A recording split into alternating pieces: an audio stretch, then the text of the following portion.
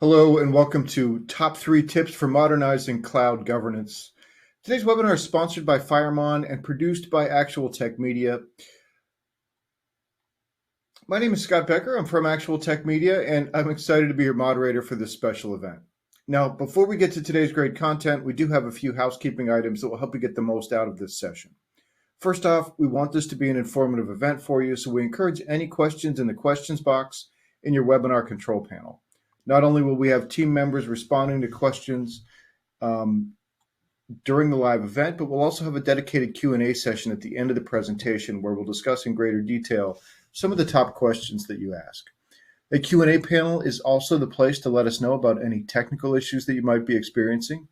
A browser refresh will fix most audio, video, or slide advancement issues, but if that doesn't work, just let us know there in that same Q&A and we'll provide further technical assistance.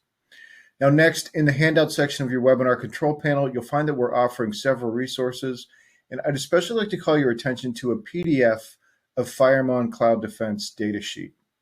It's a really valuable resource in there. You can grab it now. You can grab it throughout the presentation as well. Also in there are some links to Actual Tech Media resources like the Gorilla Guide Book Club, the ATM Event Center, so I encourage you to access those resources now and share them with your friends and colleagues. Finally, at the end of this webinar event, we will be awarding a $250 Amazon gift card to one lucky registrant. Of course, you must be in attendance during the live event to qualify for the prize. Official terms and conditions of today's prize drawing can be found in the handout section as well. Just scroll to the bottom and you'll find the prize terms and conditions link there.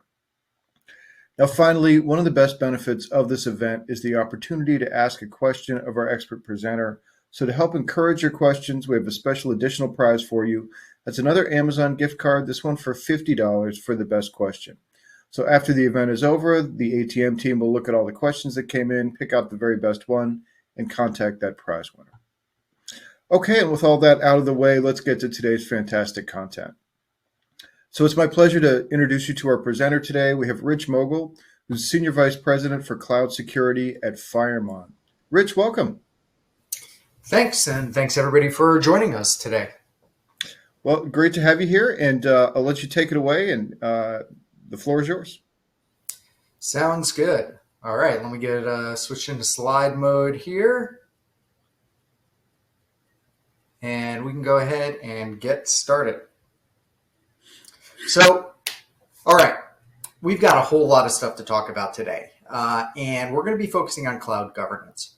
For a while now, I've been saying that the vast majority of cloud security failures are governance failures. Now, a little bit of background. I got involved very early in cloud security. I think about 13 years ago, got involved early with the Cloud Security Alliance. I actually wrote most of the current version of the CSA guidance, and I'm writing the next one. Built the Cloud Security Alliance's CCSK training program and advanced cloud security practitioner program. I've taught at Black Hat. I've advised and consulted with companies of all sizes, up to the biggest of the big, and even a few of the smaller ones that are out there. And so I've noticed, I've learned a lot of pretty consistent things as I've spent this time working with all these different companies in all these different ways from the earliest days of cloud computing. And what we're going to focus on today is what are these specific ways that cloud actually breaks governance or our existing governance models, and what are some of the things that we can do to fix it. And I'm going to focus on three key areas as we go through the content. The reality is what we've seen is that cloud is kind of like a big DDoS attack against governance. And the biggest DDoS attack against governance that we've ever seen in the history of information technology, especially when you go ahead and you combine cloud with DevOps and the fact that both of those are hitting at about the same time. Now, it's easy to say that, but what's hard is to put specifics on it. That's where I came up with this concept that I egotistically call the grand unified theory of cloud governance. Can you tell I used to work over at Gartner? And the reason is across over the decade plus I've been working in cloud security, this is why I think we struggle for security and a governance standpoint. Cloud, by its nature, is decentralized. If we think about how we have built all of our existing security and governance structures, Security and governance are not the same thing, but there's pretty heavy overlap because security is a major tool of governance. And if we think about how we've designed most of our governance to make sure people don't do things they're not supposed to do within IT, it's relied on the fact that we've been in data centers. If you think about a data center, it has a scarcity of resources. It's not infinite networks. It's not as many servers as you want. There's limited resources, and those needed to be physically managed. Even when you're dealing with virtual machines, there's still a lot of walking around on the floor to go ahead and deal with systems. And that is how most of our security emerged. We had a few smaller or a few larger networks to deal with. Great, we can put in solid perimeter security on those and kind of wall off the outside. If somebody needs a new network or they need an IP address, there's a process they have to go through. It's not like they can just walk in and replug the wires in wherever they wanted it. They needed somebody else to do that for them, to build servers, and for all of these other functions that we have.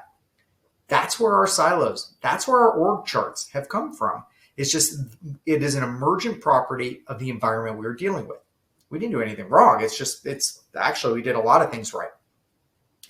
Cloud, though, challenges that because now any developer with a credit card can go out and build their own infrastructure stack. The limits are gone. It's not all centralized. And yes, we've been using techniques and trying to enforce centralization, but that's just not effective. What we've realized is that you have all these development teams and such, and they're able to build their own infrastructure, especially when they're building new things and they're using new technologies. So all of a sudden, we have lost that centralization. We have lost that scarcity that a lot of our existing and security tooling was built to take advantage of. Okay, well, to make this worse, even though we have lost that centralization and scarcity, we've actually unified all of the administration of those systems. Everything comes down to your cloud provider's web console and API calls. So there's one place to go where you can actually build an entire infrastructure. Really complicated, massively scalable infrastructure can be built all through one web interface and through one set of APIs. We're talking, entire Class B networks, all the server stacks and containers, hundreds or thousands of virtual machines and containers and serverless functions and everything else that you need. So we decentralized ownership. We centralized the administration. Then we stuck it all on the internet and we protected it with a little more than a username and password. Because in public cloud, all of the management portals and the management interfaces are internet facing. And everything you build is potentially internet facing, depending on how it's configured. But usually with a few API calls, you can connect kind of anything to the internet. So it's decentralized, but administration is unified. And it's all on the internet, protected with little more than a username or password. And this is really the core, in my opinion, of why we have been so challenged by our transition to cloud. It's just not what we built all of our structures for. It's not what we built our org charts for. It's not what we built our security tooling for. And so a little bit of a repetitive slide, but the fact is we've lost our choke points and we've democratized our infrastructure and we've removed a lot of those gates. But at the same time, we've had a much greater reliance on identity because anybody with the right permissions and a username or password can build whatever they need to build. And that means if those are lost to an attacker, to an adversary, that we can be in deep trouble. And we know for a fact, if you work in this area at all, and if you look at any of the reports, the breach reports that are out there, that the vast majority of cloud native security breaches are due to some form of lost, stolen, or exposed credentials. It all comes down to that identity management. And as security professionals, look, I work for a company called Firemon for firewall tooling. And yet, even we have realized that all of the, that when you're moving into cloud, the firewalls, the network security perimeter, it still matters. But identity is the one that really matters. Like previously, we could kind of harden our network shells, and that can protect all the soft, crunchy stuff on the inside. Now all the soft currency stuff is just on the internet by default. So we have all of these challenges, and then we look to our frameworks and we look to our models and our standards for guidance, and they're freaking horrible. They just don't work for us. If I look at things like NIST CSF and 853, very powerful, very useful frameworks, but I don't think they've been well updated for cloud computing. They're not cloud native. What they've tried to do is extend into cloud, which is great because a lot of us are extending into cloud. The problem is that it really confuses things because it's hard to know where the lines are and it's hard to know what your focus is. And so it creates a lot of gaps, particularly because a lot of the people who have built, and no offense to them, but they have a long history for the data center pieces. There's not a lot of people with the cloud native expertise that have contributed significantly to these. Cloud is very fast, it's very automated, it's very decentralized, and our existing standards and frameworks and processes have to be adapted. And something like NIST CSF and in 853, the more specific version, will tell you things like do access reviews and least privilege, but doesn't tell you how to do that at the speed of cloud. So that's what we're going to talk about. We're going to focus on tips and things that I recommend that can improve what's going on at that governance level, and then that will cascade down when we get into some of the security specifics. These are techniques that I've seen used by organizations of different size, including ones that have been very successful in their transition to cloud. I'm not going to lie and tell you this is easy. It is a challenge for a reason. This is just it's hard stuff to deal with. But I think if you take the right focus, put a little bit of time in, we can absolutely make very significant progress and improve things. So anytime I have gone in to do assessments, I don't really do those anymore now that I'm full-time over here on the product side, but I've done a lot of them, and I always honed in on the governance issues first before I got caught up in the tools and the technology. Because as an advisor, I know that usually the governance is what impedes the ability for security to be effective. And we got to hone in and we got to figure out those problems are first. And sometimes they're fixable and sometimes they're not. But let's jump right in and I'll give you some of the tips and recommendations. So the first thing that can really help is when we're going to focus a lot on the org structure as well as the governance structure. And we'll get into in a minute what those differences are.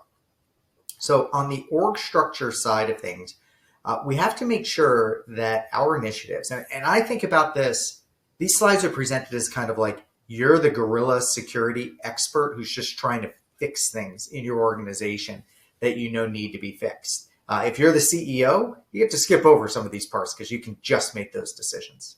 Although I've seen CEOs fail because they didn't account for their own company's culture. So why do we care about security and governance for cloud? Well, we don't want to get breached. We don't want to fail our audit. We want proper visibility and control, which ties into breaches and audits, but just it's a comfort thing. Like if you can't see what's going on, it's just, it's hard to know if you're doing things right. And we also have to manage cost. So these tend to be the priorities that we see for cloud leaders. This isn't just the security leaders. If I go to an executive and I say, hey, we're going to keep you out of the headlines. We're going to deal with reducing failed audits. We're going to have the visibility and control so we know what's going on, and we're going to keep costs down. Those are the things that they really like. So their motivation is to hit those desired outcomes. And then they probably have some personal goals that get mixed into this as well. Regulatory compliance, policy compliance can kind of come into play there, depending on what your industry is. And so it's important to understand the motivations and conflicts within your organization. The executives, in my experience, in many of these organizations are distracted and too abstracted from practical tech issues. I know this because they'll say things like, we want to go multi-cloud to save money.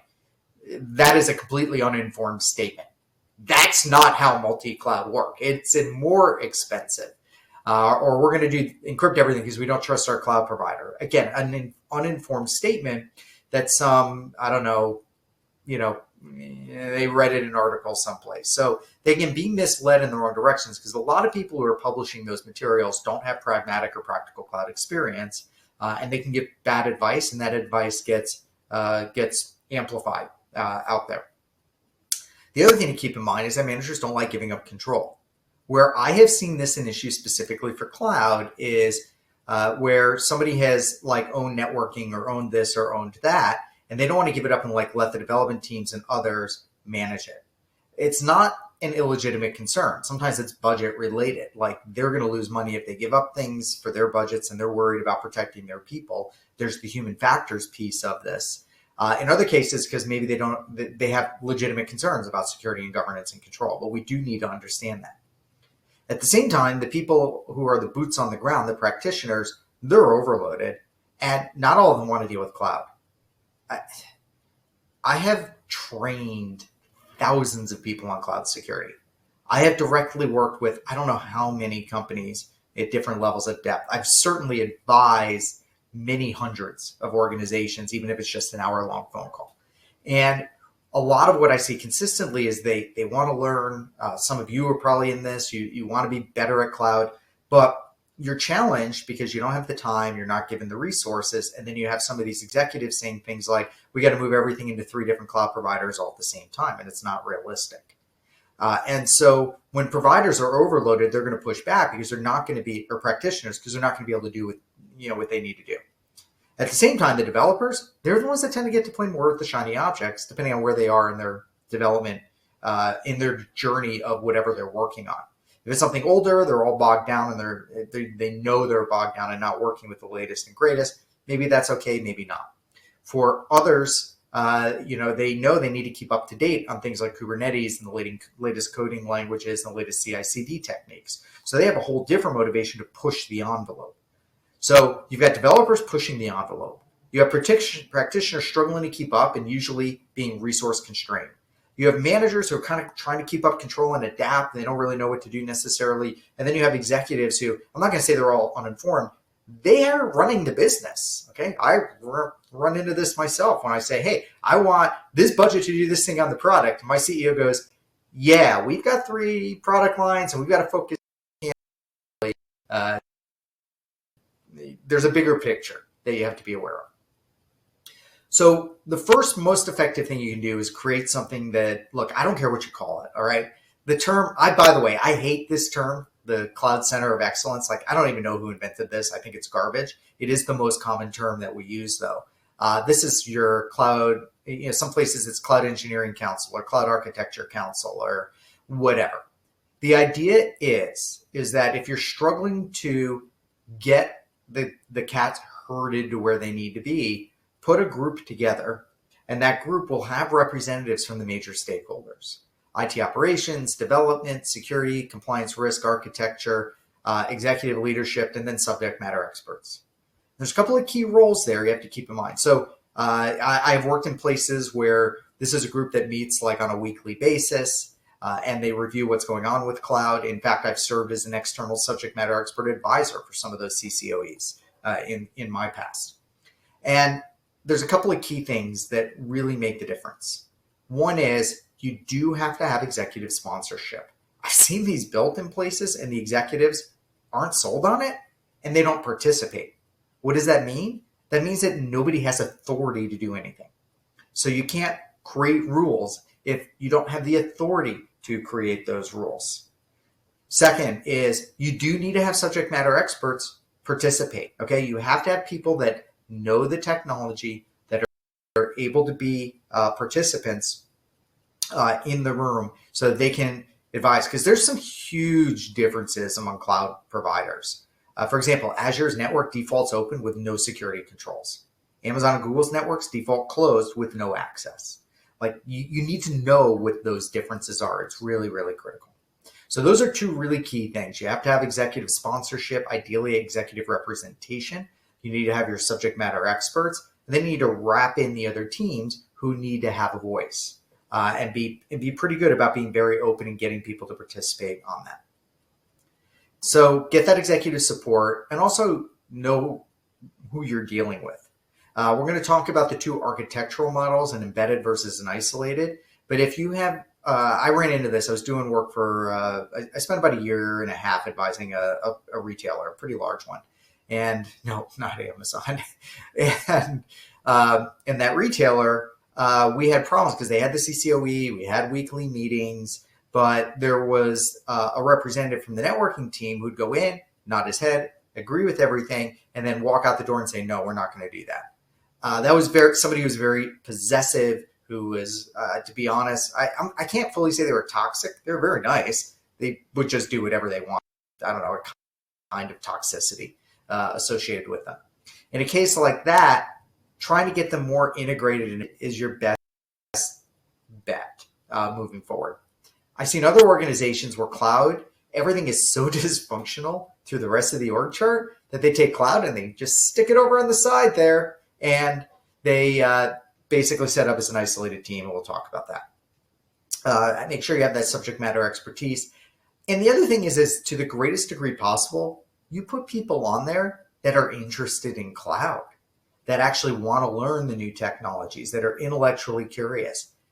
I don't blame anybody at all who wants to go and do a 9 job and go home and that's it. They don't have to learn anything new. They don't have to turn their, they can turn their brain off and they can live their life with the family. I am honestly jealous of that because that's not how I'm wired.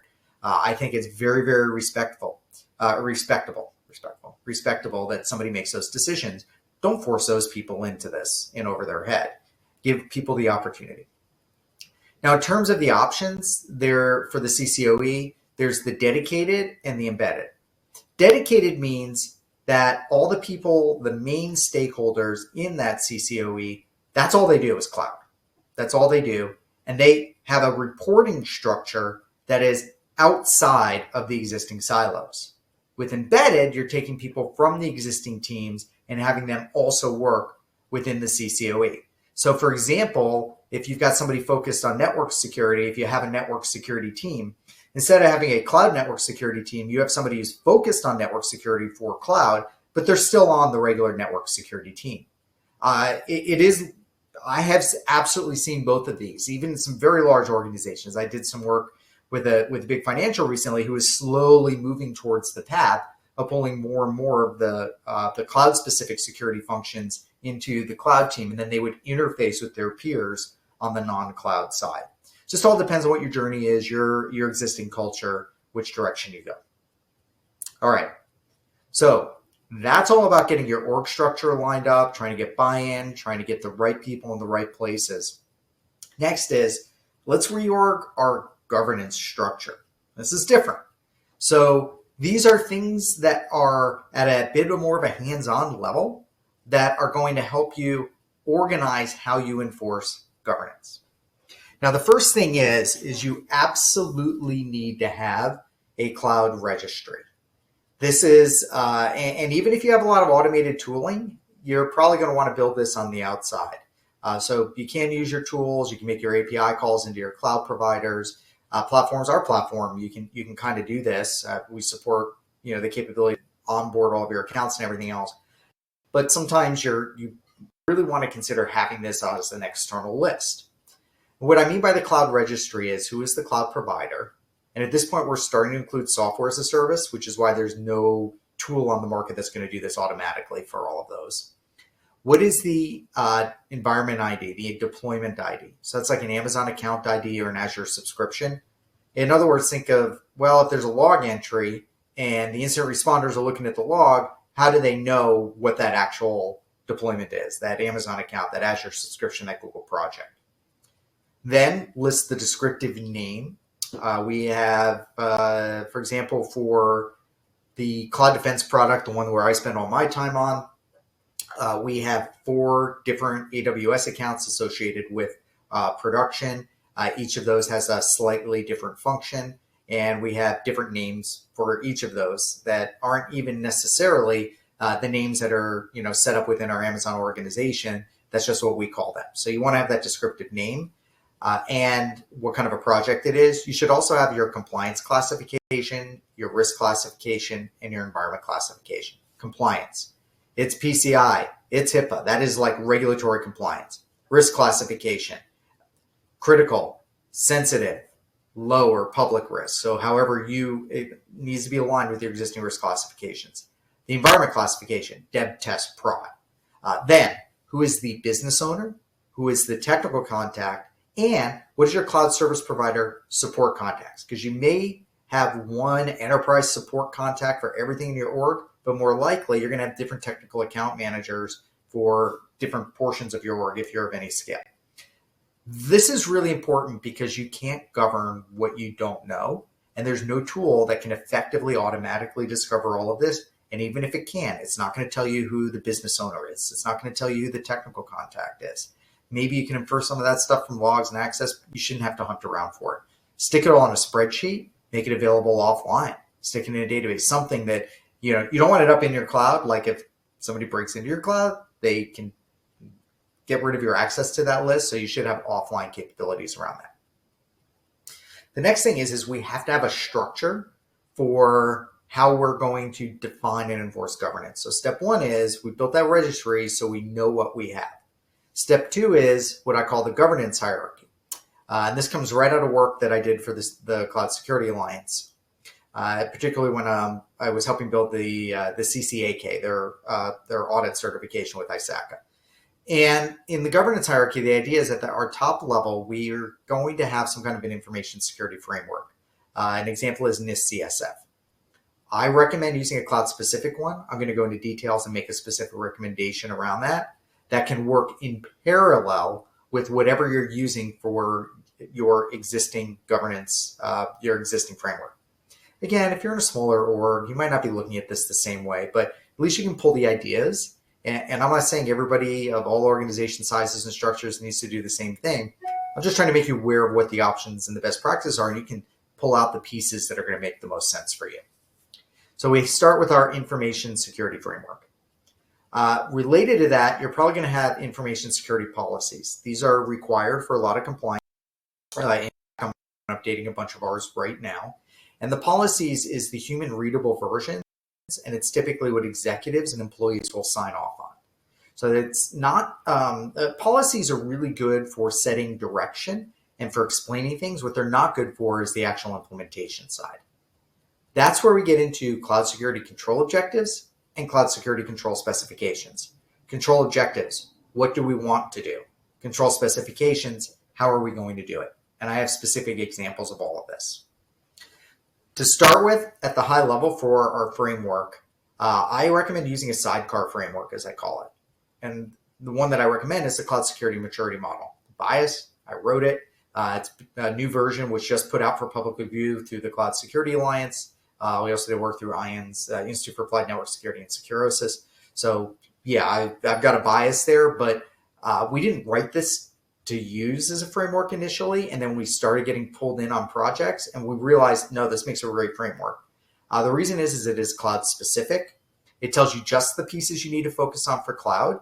It doesn't have your BYOD policies, and it doesn't have your HR policies. Other things that are all very important, particularly for any of you dealing with compliance and SOC 2 audits and those sorts of things, but that are not cloud specific. This pulls out cloud specific focus areas and is a way of organizing your control objectives.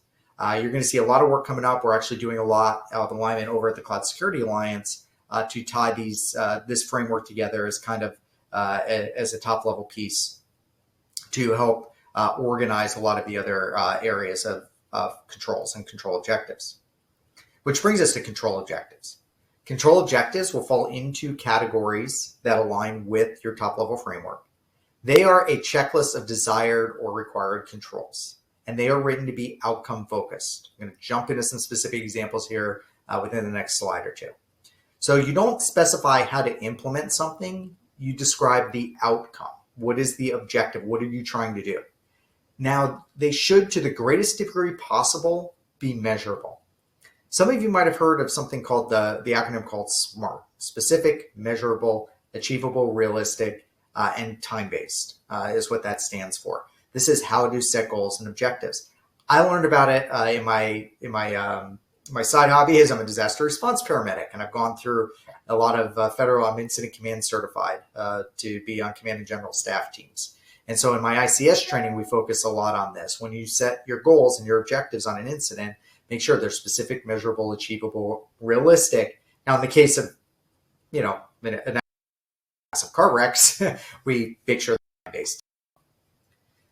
Next is Control objectives are platform agnostic. You don't say how to do it in Amazon. You don't say how to do it in Microsoft. Okay, they are meant to be enforceable across different cloud providers, and they might be tied to like infrastructure or platform as a service versus software as a service, but they should be platform agnostic, vendor agnostic.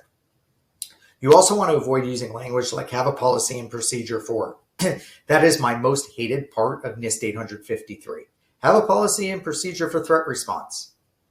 Yeah, okay, well, fine. Like, yay, you didn't tell me anything that's overly useful. Control objectives should be much more specific than that. Get as granular as they need to be. Some of them can be kind of top level, some can be more granular.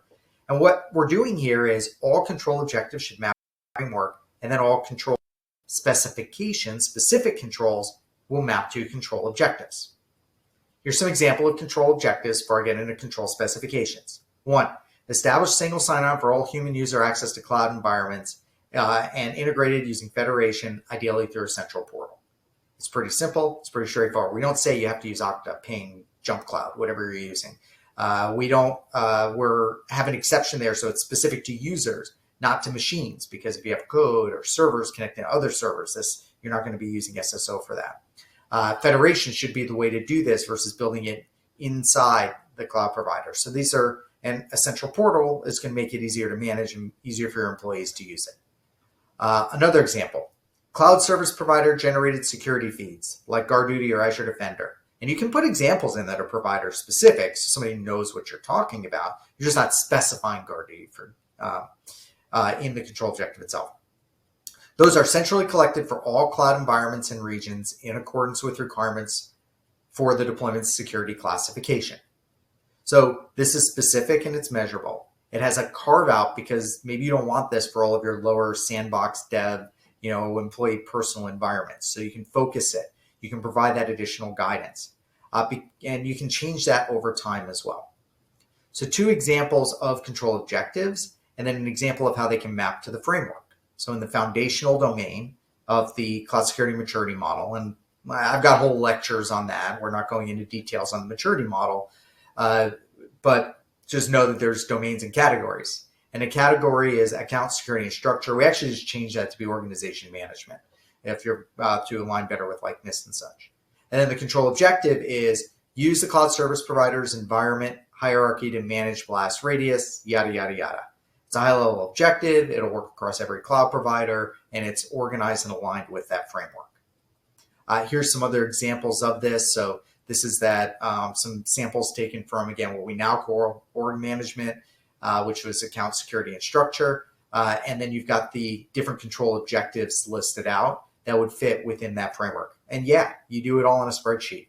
I have big spreadsheets with a lot of this stuff. And in fact, the new version of the cloud security maturity model that's up for public review, we actually have gone ahead and built control objectives and control specifications that are not meant to be exhaustive. They're not meant to be everything you need. They're meant to be like key performance indicators and examples. Then we get to the control specification itself.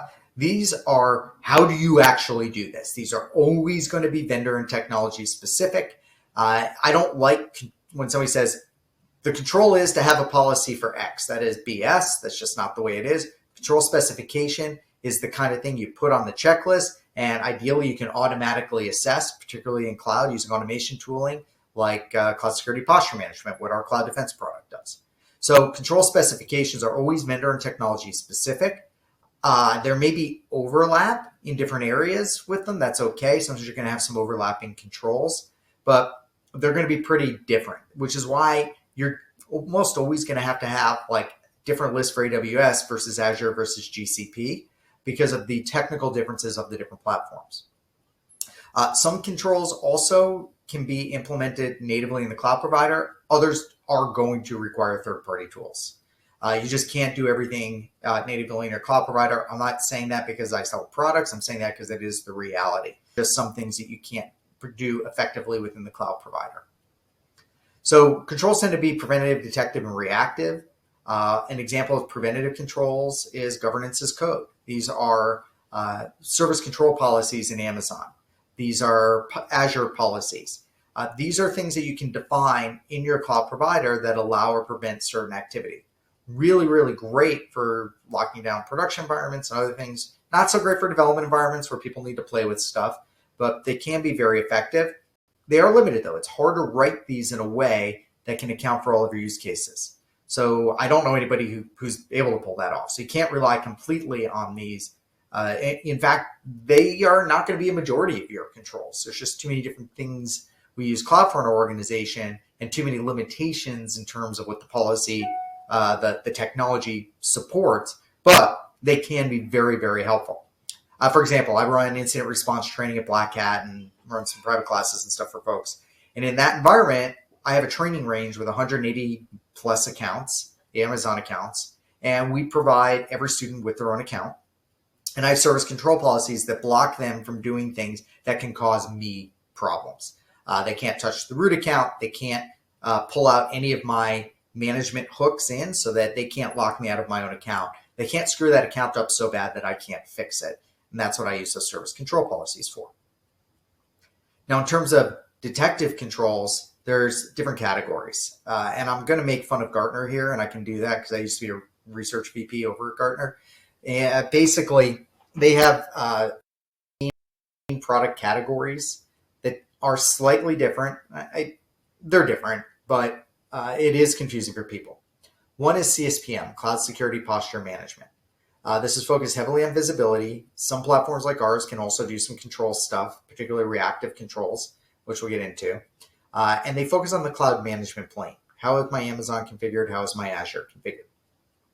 The next category is cloud workload protection. These are often agents with some agentless approaches out there as well.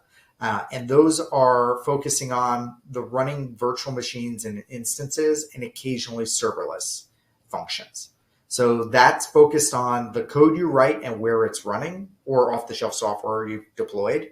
That's that workload-centric piece of it. CSPM is all of the management plane. CWPP is focused on the running workloads in those environments, not necessarily the management plane. Then the ideal is this CNAP, and everybody calls themselves CNAP now, which is both CSPM and CWPP. So you have capabilities across both. And in some cases, you're also going to get the ability to do some things around scanning and assessments of infrastructure as a code. So that's the clarity, but that tends to be the core suite of tooling we use. Now in CSPM, there's over 150 vendors in the market that have some sort of a CSPM tool. There's less than a dozen that are truly dedicated to CSPM. So, keep that in mind. You're going to want to consider a dedicated platform, not an add-on from something else. And so the thing to keep in mind, though, is don't jump right into the products. Know your outcomes first, all right? If you're focusing on not being breached, not having audit findings, knowing what level of visibility, control, and cost management that you want to have in place, focus on those outcomes and use that. I see a lot of organizations being driven by vendors. And hey, I sell stuff. That's awesome. If you want to let me tell you what to buy, go for it. I'm more than happy to do that. But the reality is you need to understand your own internal requirements and focus on what outcomes you're looking for, which will guide you into one of these tool sets. I see a lot of people buying tools and using only a fraction of the capabilities. I've had customers buy our tool and only use a fraction of the capabilities. And that's not great for anyone involved. That means you're either wasting money or you don't have effective security because you've left some gaps. So what we've covered so far is getting your org structure, frameworks, control objectives. We talked about control specifications. We talked a little bit about governance as code. We've talked about some tooling kinds of things. The last thing I want to focus on for 5 minutes is how can we reduce friction? We need to be able to implement this effectively in fast-moving distributed organizations that are much more developer-centric than they've been before. So there's a few things that we can do to, eat at the elephant, because I'm assuming some of you're not just starting cloud from scratch, you already have a bunch of stuff going on. So what are some of the things that you can do to be effective in those situations? One is to focus on production. That's what we do. So we have an organization just for the Cloud Defense product, because that's the one that's a SaaS platform that's customer facing. That is isolated from the rest of the organization. that is completely isolated. It's not even in the same Amazon organization as our development environments. It's carved out. Why? Because that helps isolate out the attack surface. Somebody can't go in through dev and then bridge into prod. It also reduces the scope of like our audits and our assessments. So we're starting our SOC 2 audit. And for that SOC 2 audit, I only have those 4 accounts to focus on and hook in. I don't have the 30 accounts with development and testing and sandboxes to deal with. The next is to minimize access to production. In our case, we use just-in-time identity management capabilities, things that we built ourselves that are actually in the platform, so that very few people have access to production. It's very locked down to the level of, it's not even that those entities exist and can access it sometimes. It's that we don't even create those user accounts to begin with, because we're able to do that by isolating out. And again, I'm using Amazon terminology when I say accounts, but we've isolated that out. And lastly, separate pipelines. We have a shared version control repository. We use GitHub. And we have, actually, we don't really have an artifact repository, much of one, because we don't really use containers. We're all serverless. But that pipeline is separated. The actual what can push into production is a separate pipeline than what can push into dev. So even though code is all submitted and all managed centrally, we do only have that one version control repository. I believe only 2 individuals have permissions to be able to trigger a build job in the production pipeline, while every developer can trigger in the dev pipeline. So just some tips to help manage scope. And that means that developers can move fast and really do a lot, and they can't affect production. They're broken out, and that really makes their life a lot easier to reduce their friction while being able to still protect your environments. Next, when you have security controls and baselines and policies and infrastructure as code templates, put those into a version control repository and an artifact repository and allow individual teams to pull out from them. And this is what I've seen really successful in some larger orgs.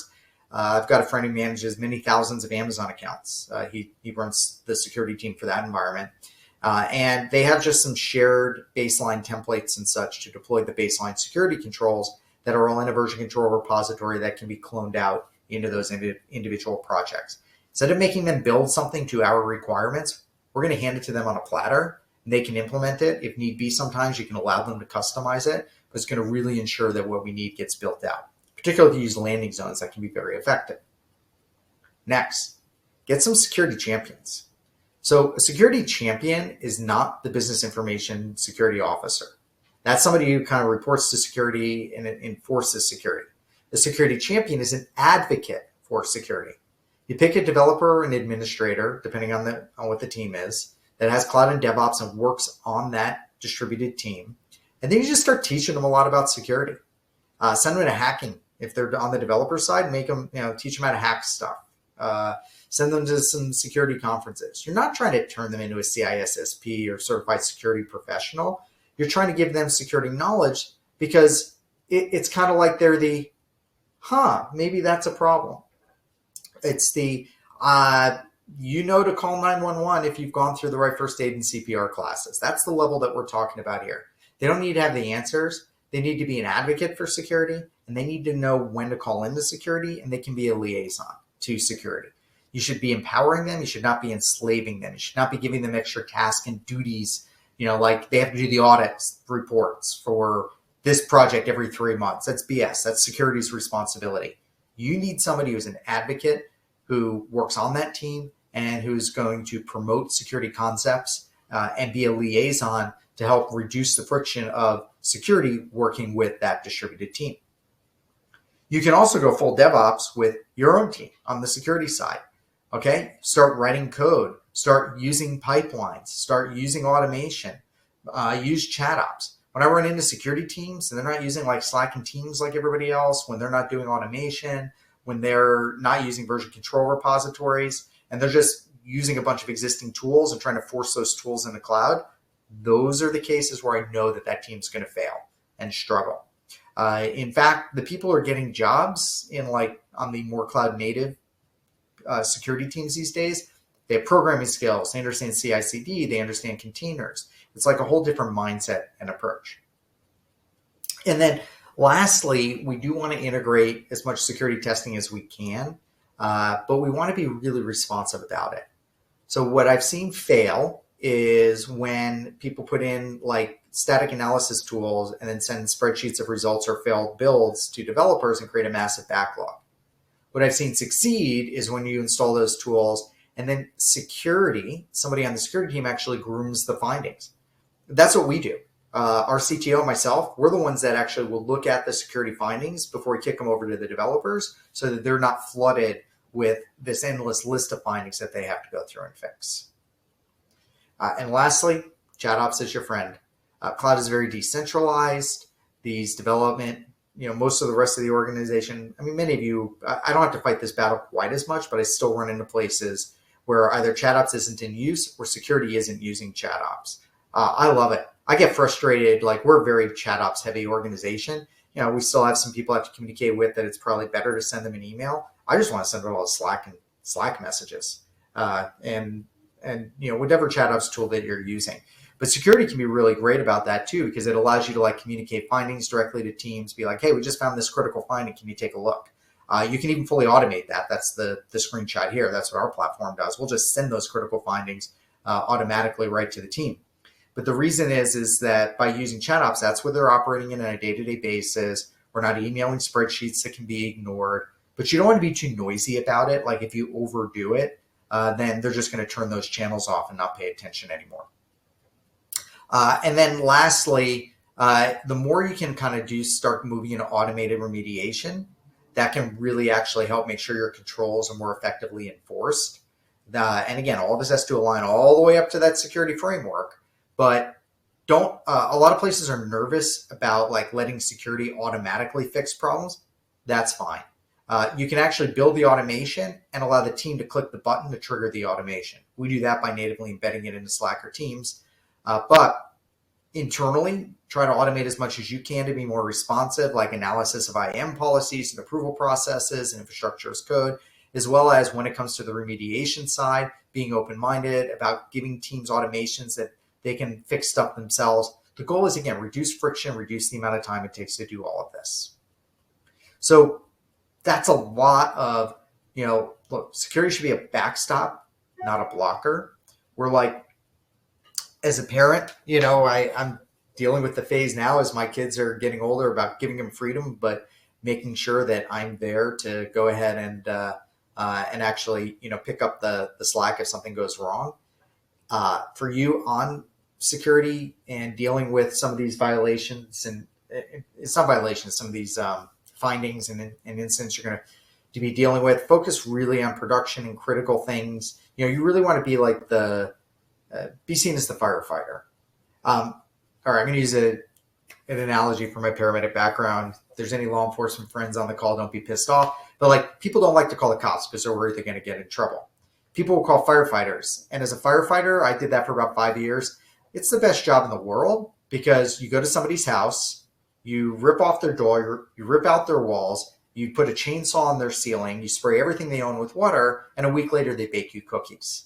So that's what we want to be. We want to be supportive. We want to be protective to the greatest ability we can. Yes, we have to have governance. We have to have control. We have to have lines that do not be crossed. But the more helpful we are, the more that they're going to go likely that they are to not try and cross or open when we do need to tell them no. So I've covered a lot of material in a very short time. I think it's time for us to go kick over to questions. But you want to be, make sure that you are able to support decentralized operations by having this decentralized governance, have a CCOE, have a good hierarchy of policies and controls that can guide teams through their implementation, and then use a lot of automation and a lot of support. I kind of call it this more like it's a co-parenting. You're working with the teams to help make sure that they're able to achieve their productivity goals and you're able to achieve your risk management goals. Lastly, if you want to take a look at any of this stuff, take a look at our product as well, Fireman Cloud Defense. We've got a lot of really cool capabilities for real time. We have the cloud security maturity model, and we're going to be releasing that in about a week. So do automated assessments based on key performance indicators. And we even have a totally free version if you wanted to take a look at that. So that's all I've got, Scott. I think it's kick it off to you for questions. Yeah, super. Yeah, and great presentation, Rich. It's like I feel like I've gained 10 IQ points just listening to you. So we've got a question here. We've been struggling with development teams that are resistant to security. Any tips? Yeah, this is where, so depending on the degree of it, I mean, I gave some of those hints through there. Trying to find a security champion is one of the best ways to do it. Sit down with them, and figure out why, they're resistant. Usually you're going to run into a couple of different things. If you hit true resistance, typically it's going to be start with because you've gotten in the way of them being, they don't want to be slowed down. You go, okay, how can I help you? Like, we do need to manage risk, but why don't we come up with some ways that we can do that without slowing you and your team down? So trying to keep that focus. Sometimes there's some people who just hate cops, and you got to deal with that and go to management and leadership about it. I mean, it is what it is. Just understand you're not always going to get them to be an advocate for you. The more you come in with the strong, like, we're in charge, you're going to do it our way, the less likely it is you're going to get buy-in. So try and be a friend and an advocate first. But at a certain point, sometimes you're going to have to go over their heads and get some degree of enforcement in. Okay. All right, great. Let's see. Sama really liked your comment about admin and executives being too distracted. You mentioned that you can approach them about issues and they're disregarded until you can't ignore them anymore. Just really interesting tips that you had there, just about going in first with cost and then scare them if you have to. But yep. Yeah, I'm not a fan of the FUD. I mean, again, I don't like FUD. In fact, one of my, when I was a Gartner analyst, I do endless vendor briefings. All the vendors would come in and, like, with all the scary stuff and how they viewed the market. I'm like, come on, don't tell me what I already know. Don't tell me the FUD. Like, just tell me which problems you're going to help me with. We have a question here from Warren, who's wondering, does this typology transfer to education institutions? Yeah, and I wish we had enough time. My background, my career started in higher education. I ran software development, wasn't even security, over at the College of Business at University of Colorado. And I had to say that because it's been a hell of a football season and university. Yeah, that's my background. It's really hard depending on how you're set up, particularly research institutions where professors have their own labs and their autonomy. So it's a lot more, a lot of time walking around, a lot of conversations, and providing them as many of the tools you can as possible. Obviously, central IT is much easier to manage. The bursar's office and the chancellor's offices and those kinds of things. But once you get down into the individual colleges, and it's tough. You can take the principles; it will work, but not everything will work exactly how I explained it today. Happy to have a follow-up conversation. Okay. Yeah, in a related question, I almost forgot. What helps with them is start providing security as a service, where you can say, hey, here's the things you can do, and we'll help you, and we'll find the worst problems for you, and do it in a very collaborative basis, and treat it like you're delivering a service to those teams as opposed to enforcing something. That can sometimes help. And the related question is, you touched on this a little bit about how, the frameworks really work in the enterprise, but then, as you get smaller, you just want to start pulling out the concepts. Is there sort of a threshold in size where somebody, starts to really gravitate toward those structures, and, what's sort of the cutoff? Yeah, I don't think there's a number cutoff. Sometimes it's going to be compliance related. Like, we're a medium-sized organization, a few hundred employees. And, even for us, I have worked with organizations of our size that will handle things at a much smaller scalar level. But as we're now going through SOC 2 compliance, that's changing a bit. And we have to start using more of these concepts in implementation ourselves. And even though the team that, where I manage on cloud defense, which is, the CSPM tool, that's an even smaller subset because we're the smallest of the product lines in Firemon, just in terms of the number of developers and stuff we have working.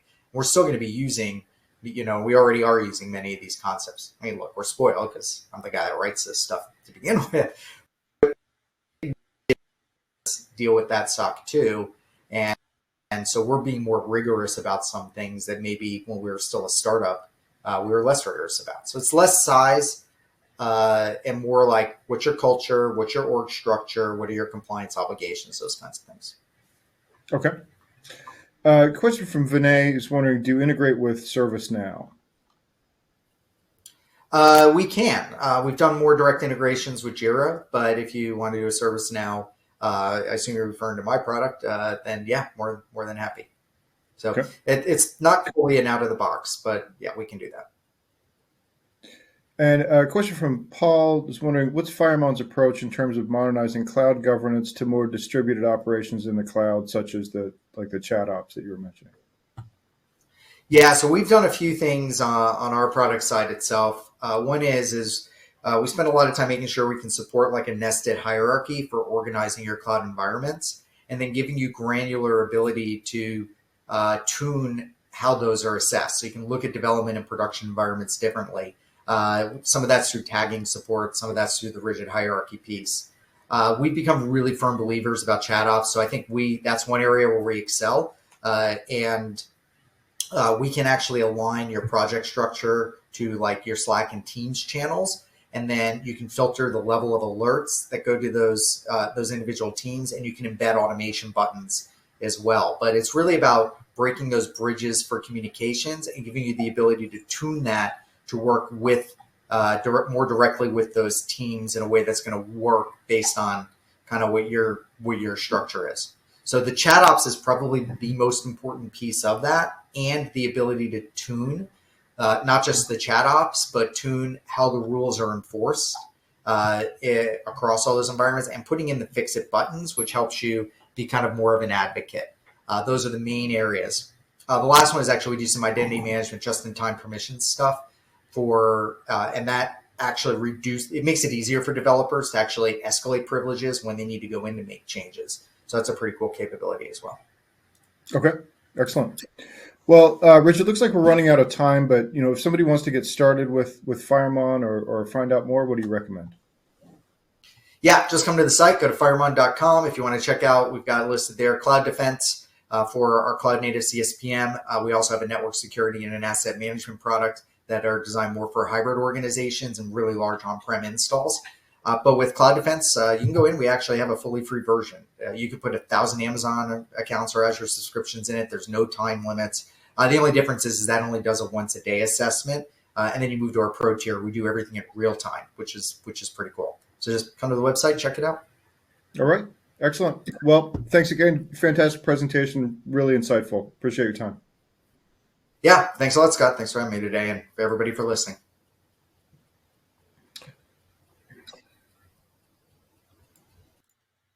All right. And we have one more piece of business. It is the Amazon gift card prize drawing. And the winner of the gift card today is Luis Lopez from Texas. So congratulations to Luis. We'll be in touch to get you your card. And with that, on behalf of the Actual Tech Media team, I want to thank Firemon for making this event possible. And thanks as always for attending and for your great questions. That concludes today's event. Have a fantastic rest of your day.